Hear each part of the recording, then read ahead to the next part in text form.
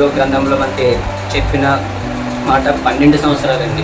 12 సంవత్సరాలుండి ఎంతో రక్తస్రావం అండి. ఎందుకంటే ఆవిడ సపోజ్ చాలా హాస్పిటల్కి కానీ లేదంటే ఇతర ఎక్కడికో తిరిగి ఉండొచ్చు అండి. కానీ ఎక్కడ ఆవిడకి నయం అవ్వలేదండి. ఆవిడకున్న రక్తస్రావం ఎక్కడ కూడా ఎవరు కూడా తొలగించలేకపోయారు, ఎవరు ఆవిడని స్వస్థపరచలేకపోయారండి. కానీ మరి యేసు ప్రభు ఉండి మరి ఆ స్త్రీ ఎలా విన్నదో లేదో మనకు తెలియదు. కానీ యేసు ప్రభు వారు చేసిన కార్యాలు, అద్భుతాలు ఆమె విన్నదండి. విని ఆయన పై వస్త్రం ముట్టుకుంటే స్వస్థత నేను పొందుకుంటానని చెప్పి ఆవిడ ఎంతో విశ్వాసంతో ఆ యేసు ప్రభు వారు వేసుకున్న పై వస్త్రం ముట్టుకుందండి. ఆ ముట్టుకున్నప్పుడు ఎవరు కూడా ఆ స్త్రీని చూడలేనప్పుడు యేసు ప్రభు వారు ఆ పై వస్త్రం అండి ముట్టుకున్నప్పుడు యేసు ప్రభు వారికి తెలిసిందండి. ఆవిడ్ని యేసు ప్రభు వారిని ఎవరో ఒకరు తాకారని చెప్పి వెనక్కి తిరిగి చూస్తే ఆ రక్తస్రావం స్త్రీ ఉందండి. యేసు ప్రభు వారు